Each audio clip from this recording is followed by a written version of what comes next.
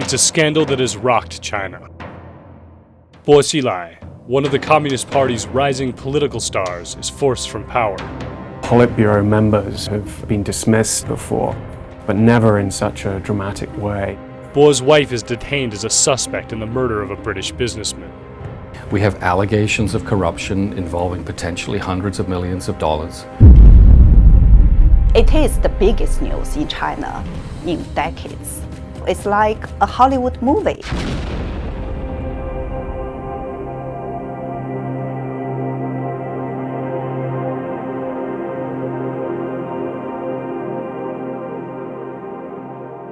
The downfall of the Bo family has plunged China into its biggest political crisis since Tiananmen Square. It has disrupted the Communist Party's carefully crafted succession plans, created tension with the UK and US, and changed the debate about the future of the world's second largest economy.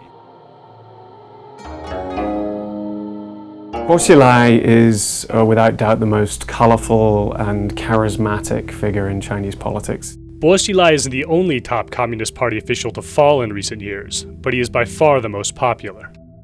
The son of revolutionary hero Bo Xilai, he is part of a group known in China as the princelings, children of senior party officials who often use their political connections to advance their careers.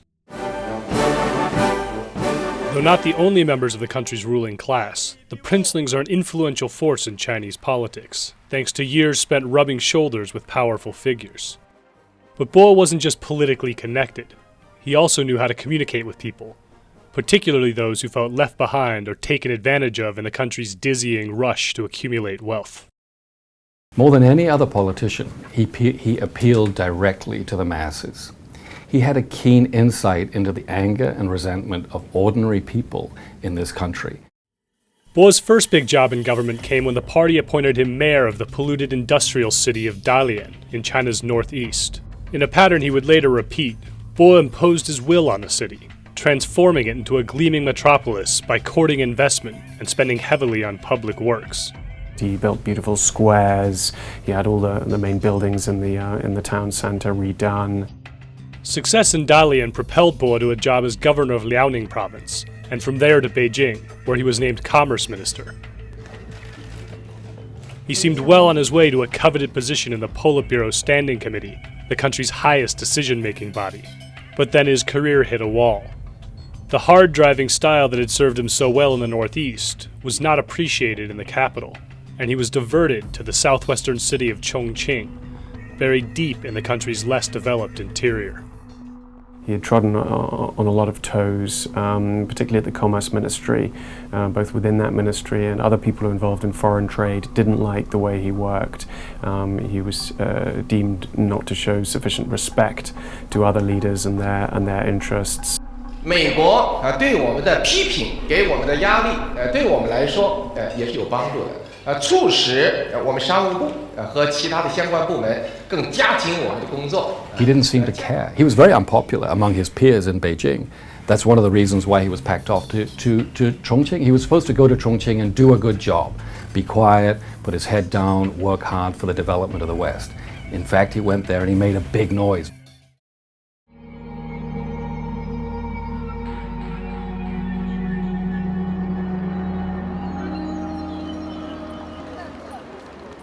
CHONGQING is a mountainous megacity of 30 million people located on the eastern edge of Sichuan province. Despite its size, for years it was seen as a backwater, too far from Beijing and the city's wealthy coast to merit much attention. Bo arrived in 2007, and just as in Dalian, he set out to remake the city.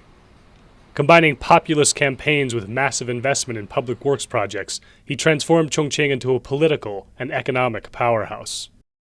Last year, Chongqing's GDP grew 16.4%, which made it the fastest growing region in the entire China. What really drove the growth is very heavy state government spending on projects like roads, railways, big infrastructure projects, and also big spending on low-cost social housing projects. Before long, people in China began talking about a CHONGQING model, a blueprint for development that mixed heavy state economic intervention with a revival of Mao-era communist values. Among Bo's biggest moves, a resurrection of the tradition of so-called red songs. He was looking for a way to try and sort of regenerate mass public support for the party, and he decided that this was the way to do it. So what he was doing was organizing these mass renditions in stadiums, and trying to get every community, every state-owned enterprise was encouraged to organize these things on at various different levels. He then sent troops of red singers up to Beijing and to other cities to do these performances. So he sort of repackaged the whole thing and made it his own, and then sort of sold it to the entire nation as his idea. He painted the city red. There were red songs, there were red banners. People said red was the color of revolution. They also said red was the color of blood. There was more than a little violence in Bo Xilai's Chongqing. Much of that violence was the result of a crackdown on organized crime. Under the auspices of the crackdown, hundreds of gang members, policemen, government officials, and businessmen were arrested, and in some cases, executed. He made a really big deal of it. He got a lot of national media attention, and arrested a lot of prominent people, and even including a very senior police official who was subsequently put to death. It had resonance across the country where people are afraid about the resurgence of gangs, black societies. He took them on, but he took them on in such a way that he trampled over the rule of law. There were allegations of corruption, extrajudicial judicial detentions, and so on and so forth. Bo's policies made him something of a hero to intellectuals and officials who believed the state should take a bigger role in managing the economy and society. But others watched his rise in Chongqing with a sense of trepidation. What he had been doing in Chongqing reminded many people of the Cultural Revolution. People don't want to go back to those sad days. Top figures in the Communist Party were also put off by his ambition. It is a Leninist party, it's a disciplined party. Your policy comes from above, you implement policy. You don't self-aggrandize. You don't come across as being nakedly ambitious. If you want to be ambitious, if you want to climb, you do it all behind closed doors. He didn't. He did it out there on the stage in full view of the public, in full view of Beijing, deliberately so.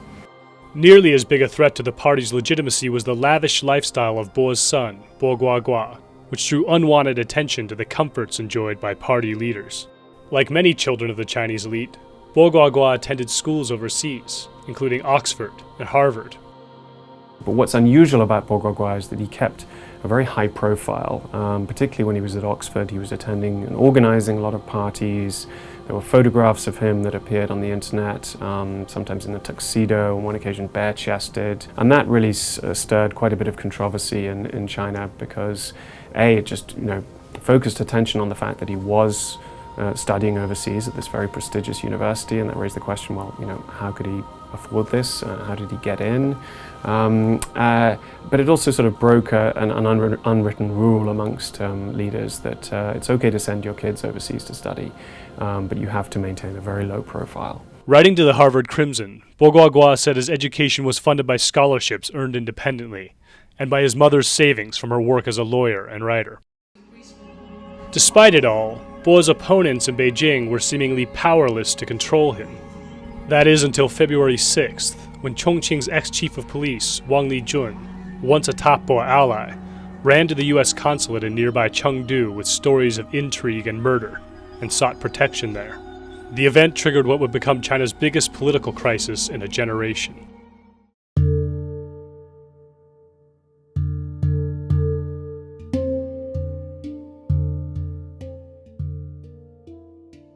Wang Lijun had a reputation as being one of the toughest policemen in China, and in Chongqing he'd been the guy who really oversaw Bo Xilai's campaign against organized crime, and he'd earned a sort of nationwide reputation. He was a martial arts expert, and so there was a lot of media attention focused on him.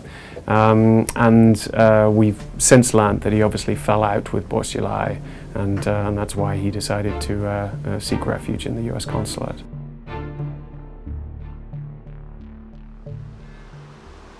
Bo and Wang fell out over a central government investigation into allegations of abuse of power stemming from the Chongqing organized crime crackdown. After Bo fired Wang as police chief in early February, Wang began to fear that he would be made to take the fall for Bo, and hastily arranged a meeting at the U.S. consulate. Once he was safely inside, Wang requested asylum, but the U.S. turned him down. Facing capture by forces loyal to Bo, Wang reached out to authorities in Beijing instead. Obama administration officials briefed on the matter say that there was little reason to shelter Wang on human rights grounds, and that he was never a serious candidate for asylum. U.S. officials maintained that in turning Wang over to central authorities, they were guarding his safety. With his top lieutenant gone, Bo was suddenly vulnerable. Many began to openly speculate about his political future. At the annual meeting of China's parliament in March, Bo remained defiant, accusing his critics of pouring filth on him and his family. But it was too late. Days later, in a separate press conference, Premier Wen Jiabao ordered CHONGQING's leaders to reflect on their mistakes. Bo was stripped of his position as Communist Party secretary in CHONGQING the next day. 但是现任重庆市委和市政府必须反思并认真从王立军事件中吸取教训。 With Bo clearly in trouble, allegations about events in CHONGQING began to flow freely. The most shocking of those revolved around Neil Heywood, a British businessman.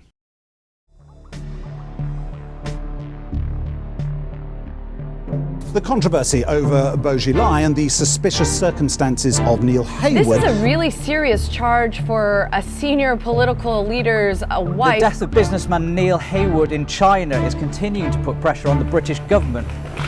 So Neil Heywood was a British business consultant who came out to China in the early to mid-1990s. He studied Chinese for a bit in Beijing and then moved up to the northeastern city of Dalian. And he got to know Bo Xilai after writing to him directly to ask if he could help in attracting foreign investment to the city and if Bo could help him. Heywood was what is known as a fixer, expats who exploit their connections in China to help broker deals for foreign companies. He really seemed to cultivate a bit of an air of mystery. He played up to the stereotype of the British gentleman overseas. He liked to wear cream linen suits, and he drove his Jaguar with 007 in the number plate. And of course, for business purposes, he needed to play up his links to powerful people in China.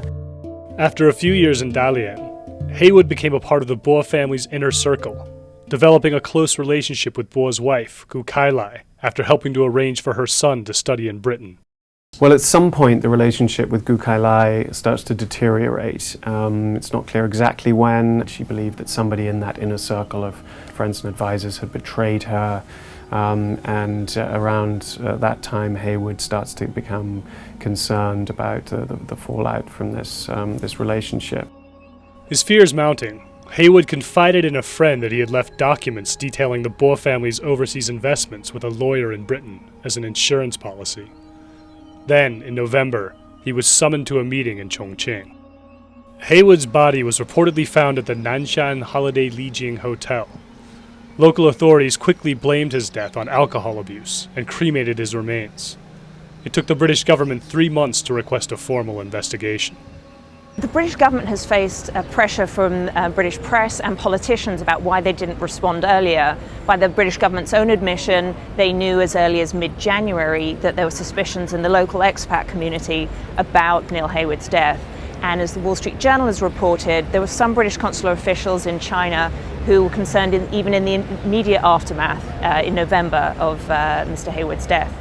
For its part, though, the UK government has repeatedly said it initially didn't have any cause for concern. What prompted the UK to request the investigation was Wang Lijun's flight to the US consulate, and what officials there said Wang had told them, that he'd fallen out with Bo after telling his boss he believed Heywood had been poisoned, and that Heywood and Gu Kailai had been involved in some kind of business dispute. And at that point, there was a sort of cascade of revelations about Heywood's connections to the Bo family, which ultimately led to another official announcement, this time that Bo Xilai had been dismissed from the Politburo and the Central Committee and was under investigation. And then there was a second announcement on the same day that Gu Kailai, his wife, was in custody as a suspect in the murder of Neil Heywood.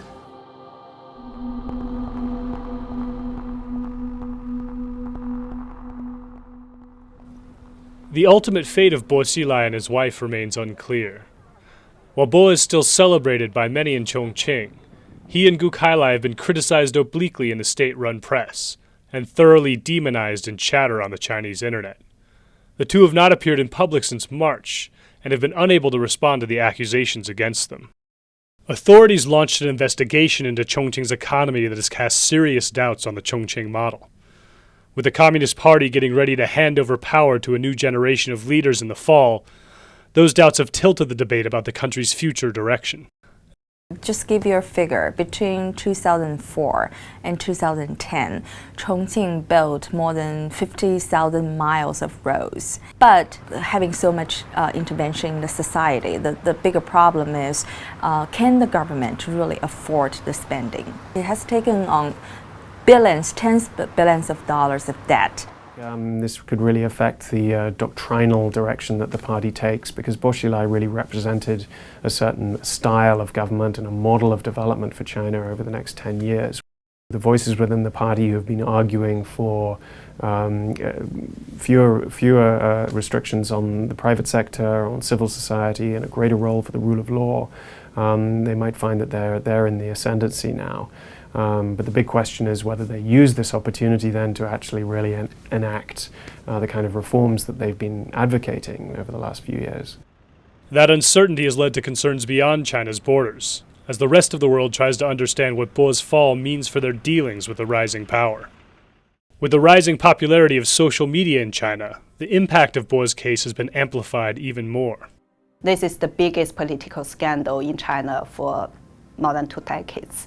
And two decades ago, there was no internet in China. Chinese people have never had such freedom or such a tool we can use to talk about political affairs.